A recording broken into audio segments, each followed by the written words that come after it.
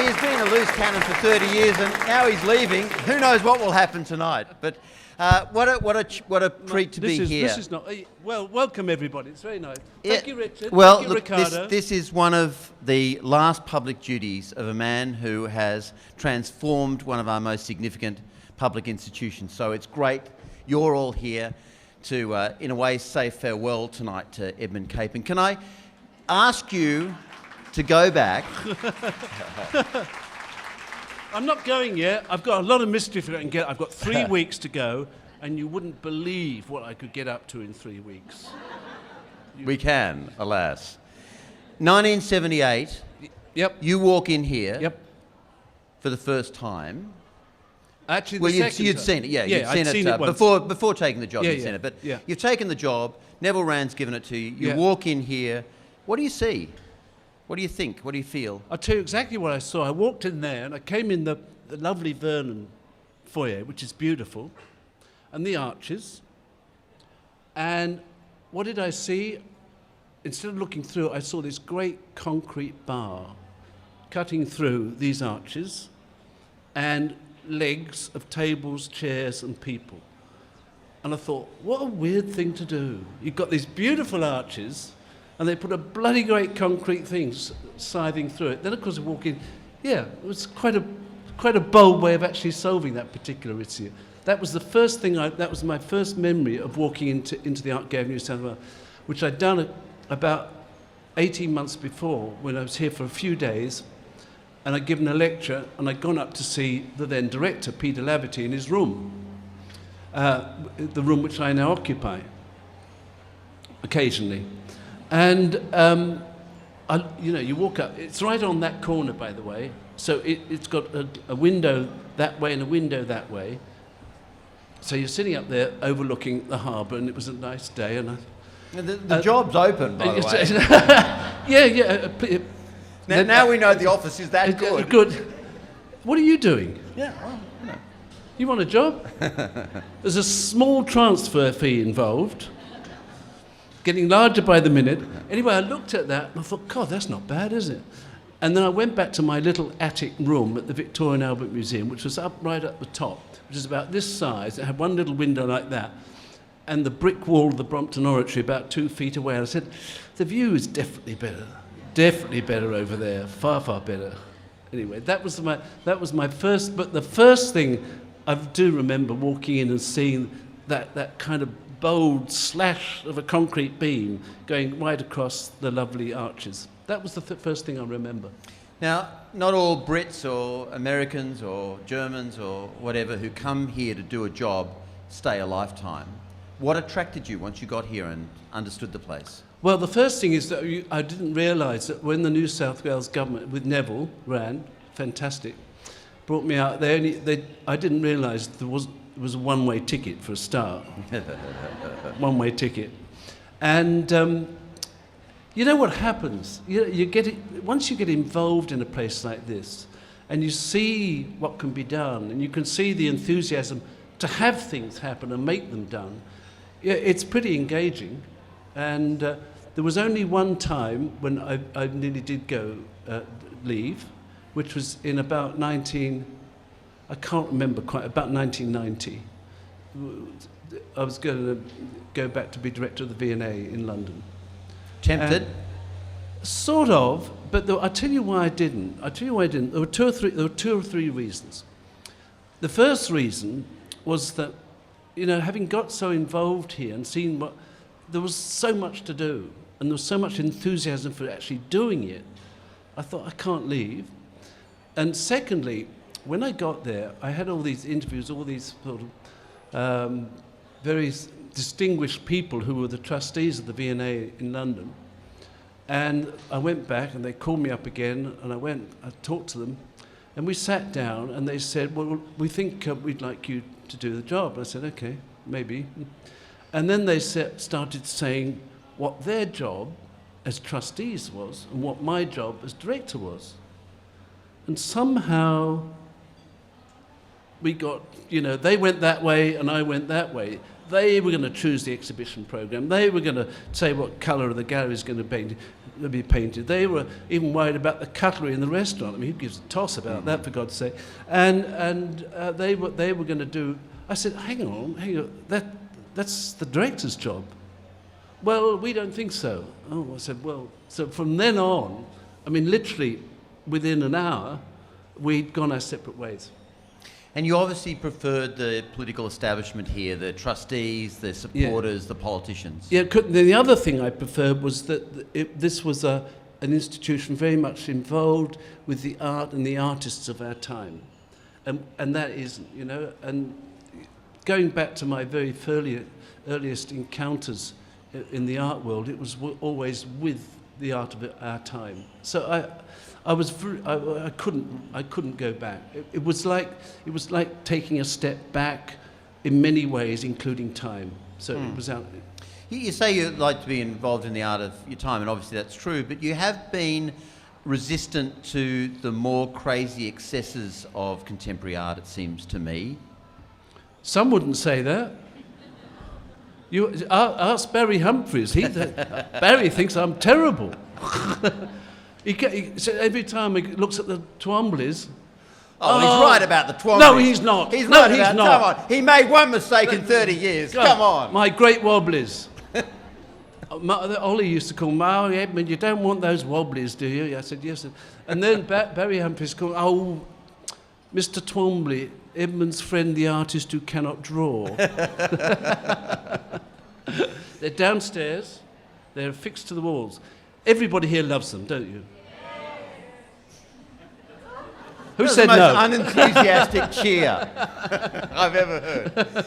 Yeah, but you called your recent book of essays, you called I Blame Duchamp, didn't you? Yes. And that was really a commentary on the fact that some of the contemporary art world I mean, his contention that the found object can be a work of art is something that I would fundamentally disagree with. The work of art is a creation of the mind, the hand, of the human imagination. It's not just some bit of bric-a-brac turned up from here. It might be a perfectly nice thing. I mean, I used to see Henry Moore a lot, and he always had a stone in his hand, and he'd hold it like this. And it was wonderful to see him. But it's that's not a work of art, it's a pebble, for God's sake. There is a difference. Well, choose me 4 or 5 works that have come here under your tenure. Oh, God. That we should, when we're thinking of what Wobbly you've done... for one. Oh, okay. All right. Okay, Wobbly for one. So give me 5 good examples. Actually, in that very room there, just on there on the right, there's something we only got last year, which is beautiful. Very different. This high, a gilt bronze Nepalese figure of Avalokiteshvara, who is, a Buddhist bodhisattva. And it comes from Nepal. It's the 12th century. And it's one of those objects, you don't know anything. You don't need to know anything about Nepal, where it comes from, what antiquity it is, whether it's modern or old. It is an image that is redolent with spirituality. That's a beautiful object. The Cézanne, I guess. The Cézanne. Another one which I really, really like. I like a lot. And it's right in front of my wobblers at the moment. Is the 3... what I call my white magnum sarcophagi by Rachel Whiteread, who is a very interesting artist, a very quiet, thoughtful artist. And she was part of that sort of, that starchy lot. But she was the quiet and thoughtful one with all that brashness around. And they're very mysterious objects because they're made of some kind of resin. They are sort of vanilla white, and they are shaped like classical sarcophagi. And there's just the 3 objects there, and you don't know whether they contain anything. You don't know whether they're hard or soft. You don't know what's going on. But they kind of got a fabulous, quiet, thoughtful, and permanent presence. And an Australian work. Sid Nolan. This is the last 18 months ago. This was the last Kelly painting in private hands. And it was on loan to the National Gallery of Victoria. I'd really been trying to get it for years because it was the last great Nolan Kelly series, and I desperately wanted it here because Nolan is, without doubt, by far and away the outstanding artist, Australian artist of the 20th century, by a mile, okay? By many miles. Everybody can disagree with that, but I will stay with it. And the reason for that is because he used the Australian landscape not as an end, but as a means. The landscape for Sid was a theatre for the human drama. So he put the human dimension into the Australian landscape. That's the big difference about. And that picture, which is upstairs now, and it was hanging on the walls of the National Gallery of Victoria on loan, and we sort of snaffled it off the wall there, much to their quite apprehension, I have to say. And then literally 3 months later, they had another work on loan by Ian Fairweather called The Last Supper, which again is upstairs. And poor Gerard, he rang me, he said, "What are you doing?" I said, "Well, you've got some good pictures that are on loan, but we thought we should buy them." And because there was a question apparently asked in the Parliament in Victoria, what was the National Gallery of Victoria doing selling its best paintings to the Art Gallery of New South Wales? Poor Gerard, I know, it was a bit naughty, but anyway, they got a good home. All these paintings, you know, the Cézanne is a good example. I think that was $16 million. Yeah. What do you think of the way that art is part of, it's commodified in this particular way these days? I remember that story about Alan Bond. He bought the Van Gogh for... Oh, it's horrible, isn't it? For what was it, $60 million? Well, he sort of bought it. Because we had it on show at the Irises. We had it on show here, and it turned out that he sort of hadn't paid for it, if you get my drift. Alan had a lot of difficulties like that. People are very unfair. And it's now in the Getty in America, in Los Angeles. Can anything be... I suppose my question is, can anything be worth $60 million? Well, I find it quite obscene, actually. I find it really hard to come to terms with the fact that this object, how lovely, beautiful it is, and there was a picture sold just recently for $110 million or 110 million pounds. And I looked at it, I said, nothing is worth... I can't help thinking what else that could do. You know, you've got to put life in perspective, you've got to put art in perspective, everything's got to go into perspective. And you think that I could never reconcile myself with spending that kind of money, even if I raised it to buy a picture. I couldn't reconcile myself with investing that amount of money that could do so many other things in a work of art. I really would find that hard. Are people generous in this country about helping you, though? Yeah, very much. People like Alan Bond, you know... No, it's a new thing. It's a new thing here. I mean, in the last... I reckon it's really taken off in the last 20 years. And private benefaction here is growing all the time. It's tremendous. It's not so much corporate benefaction. Corporate involvement is another world. It's not about philanthropy. Private benefaction is about philanthropy. It's about really investing and putting something back into the community and ensuring the welfare and the enlightenment and imagination of the future generations. And people will do that, and they like to do that. And often they like to express their own taste through their benefaction. Okay, that's fine. I noticed in that list of pieces you started off with an Asian work of art. Yeah. And that's been your great passion from a very early age. I wonder how that began and what it sort of tells us about your heart, really. No, one of the things, going back to the V&A story, one of the things that worried me was that I like to sort of view things a bit horizontally, physically, as well as intellectually. Always do your thinking lying down. The trouble with the V&A is those big institutions, you could see your life going around like a cone, an inverted cone in ever decreasing circles of specialization. And, you know, to me, I was interested in everything. I liked contemporary art.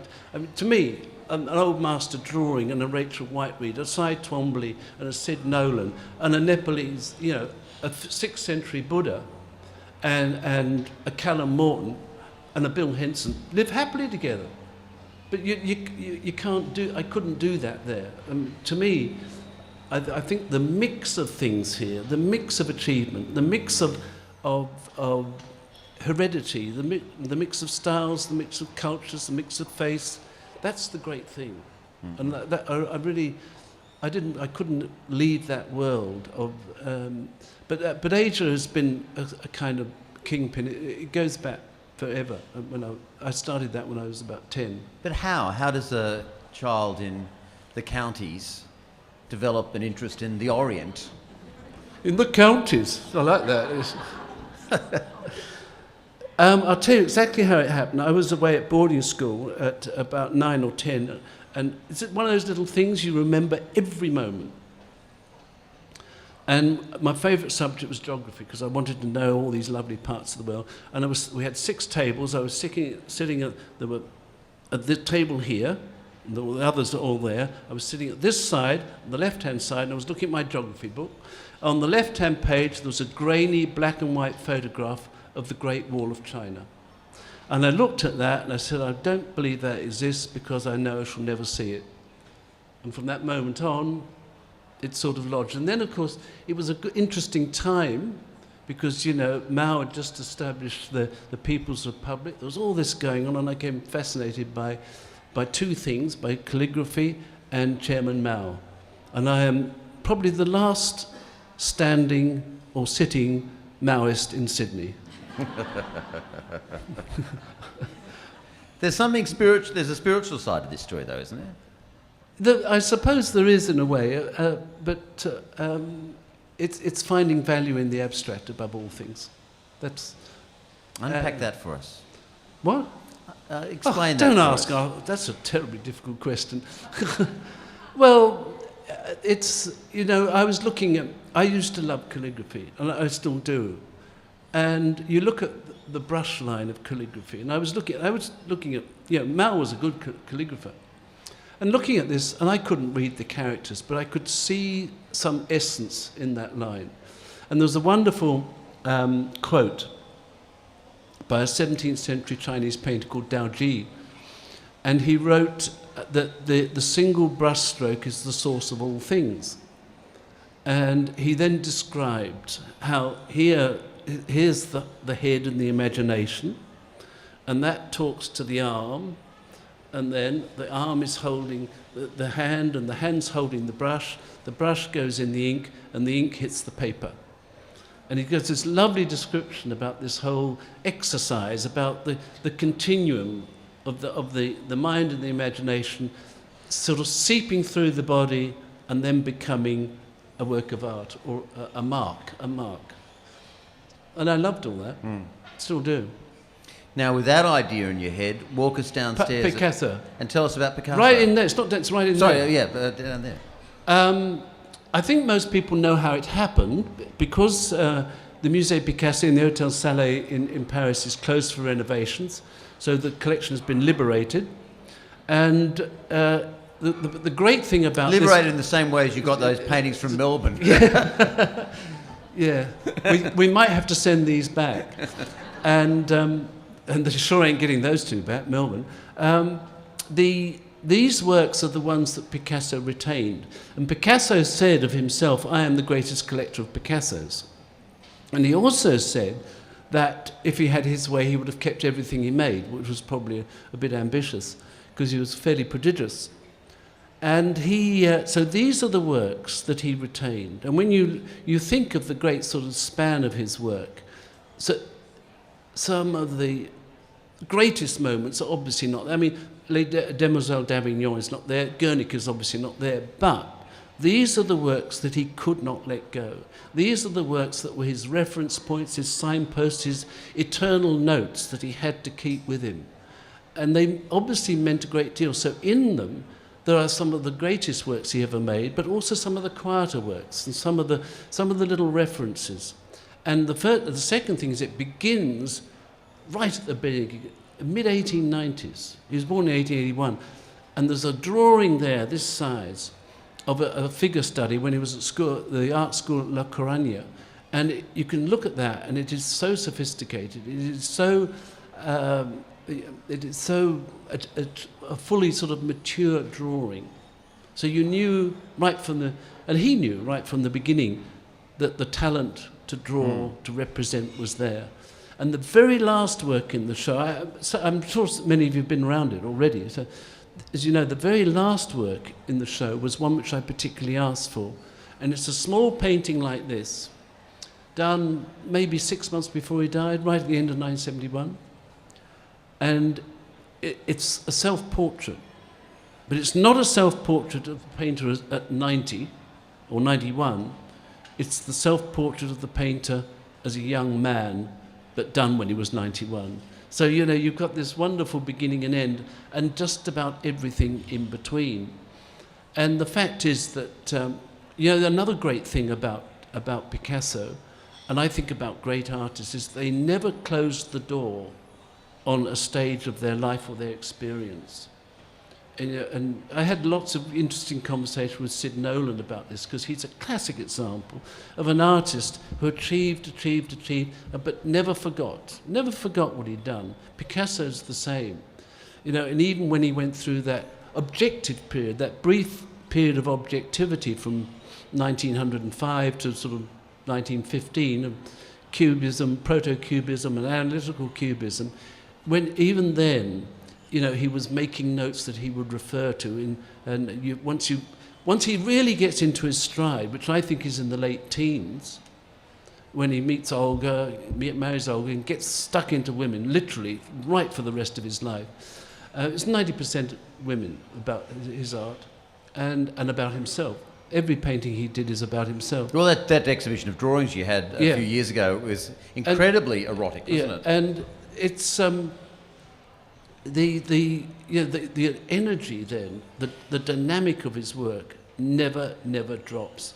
And even in old age, that dynamic and that vitality was not dimmed by his own antiquity at all.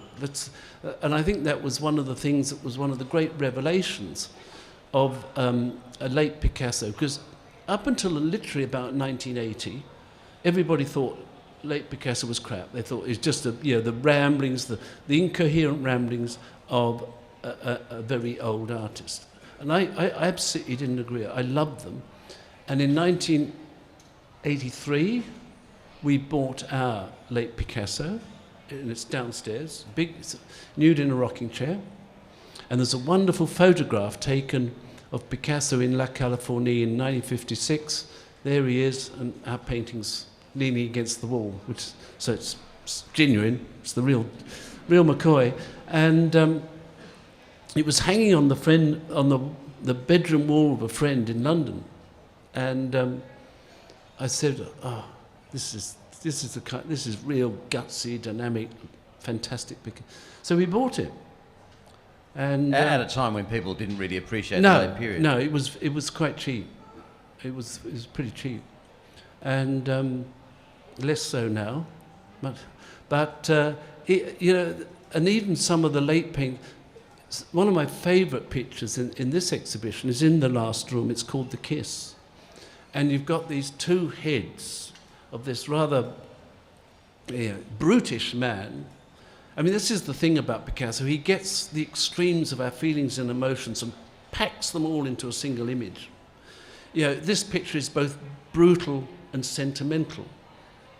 It's both sort of ugly and beautiful at the same time, and it's got you know, sort of, it's got the opposites. It's got all the contradictions that exist within us, packed into the same emotive image. And you look at all those works. There's an unrelentless power in all his pictures. Nothing that he made is arbitrary. Nothing he made doesn't say, "I had to be made." Nothing he made said... You know, you look at some works and they're so arbitrary, you say, well, it doesn't matter whether he made it or not. What I'm saying is that everything that Picasso did has that quality of having had to be made. In other words, it almost seems as if it was always there and always would be. Yeah. And but going through this show, and as I say, I hope, come many times because it's a big ask to take it in one gulp, and it doesn't have a single crescendo like a lot of artists I've had. It just constantly evolves, and the women, as I say, in his life were the dramatic features, the dramatic inspirations. You know, after Olga, there was Marie-Thérèse Walter, and there's a picture there, a portrait of her, which is one of his most stunning images, because here he's taken us, dismantled us, totally dismantled us. And you think of Picasso, you think the eyes are all over the place, the ears are all over the place, the mouth's where the back of the head should be, everything's all over the place. And he's done that. So he's taken us apart and then reassembled this person, and in doing so this the emotive sentiments that he was trying to pack into. You couldn't pack into an accurate image, but you can pack them into this manipulated image. But because this woman was so sexy, voluptuous, and he loved it, it is the most extraordinary rhythmic composition. And it's all breasts and arms, isn't it? They're all, but they're all over the place, and you can't say, well, where's that? But you do. Ultimately, you see all these, all the natural components are there. But talk a bit more about that, because that's everybody's image of Picasso, isn't it? The woman with three noses and so forth. You talked about dismantling and finding the human centre, but sometimes it feels as if it's an exploded person, doesn't it? Well, it probably is, but I think the final result of what you see with him is actually quite the opposite. It was exploded, but he's put it back together again. And there's a room of Dora Maar pictures. She came after Marie-Thérèse Walter.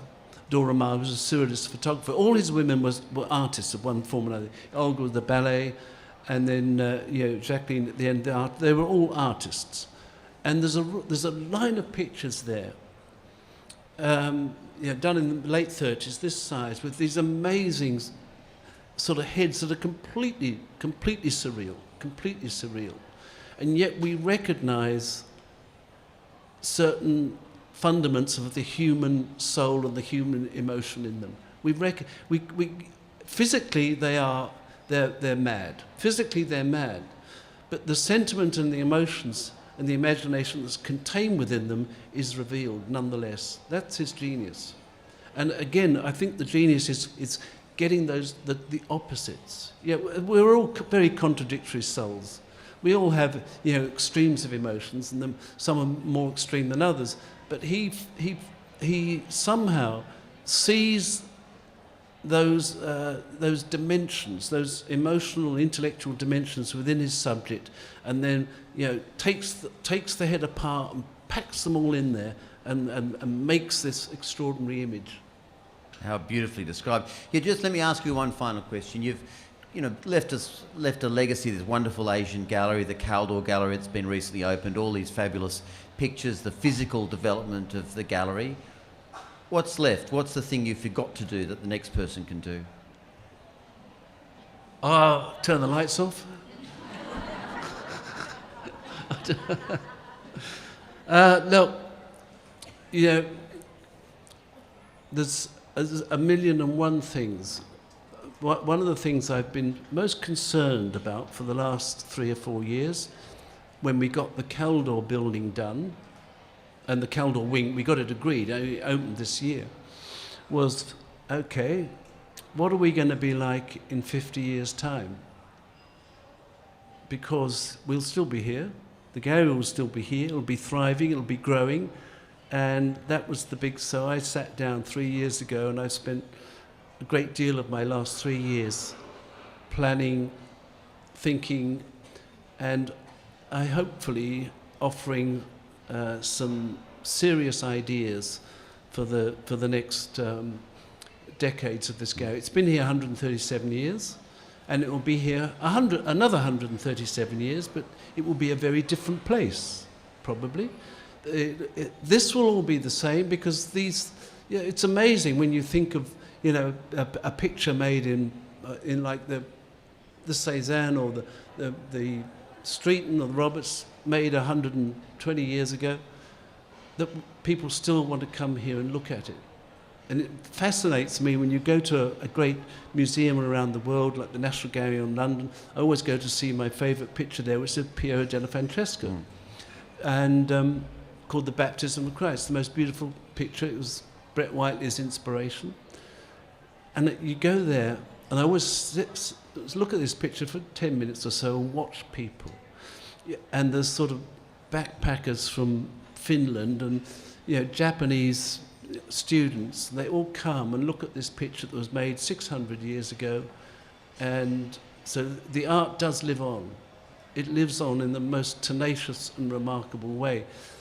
But we're an institution that deals with the art of our place and our time. And that's a different set of things, because the 21st century, the quiet passive art, which you hang on the walls, that's going to continue, but it's going to be a much lesser part of the artistic creative life. There are going to be lots of other things going on. With new media, with installations, all kinds of things. It's a very different world. So we've got to plan for a different world. Well, I say this to younger people here, and I think people my age will remember coming to this gallery in the late 70s before Edmund arrived and finding, with the best will in the world, a dusty provincial gallery. And it has been one of the treats of growing up in Sydney to see this place under Edmund become more and more rich with every visit. After 33 years, I think we should all thank him. Edmund Capon. Thank you.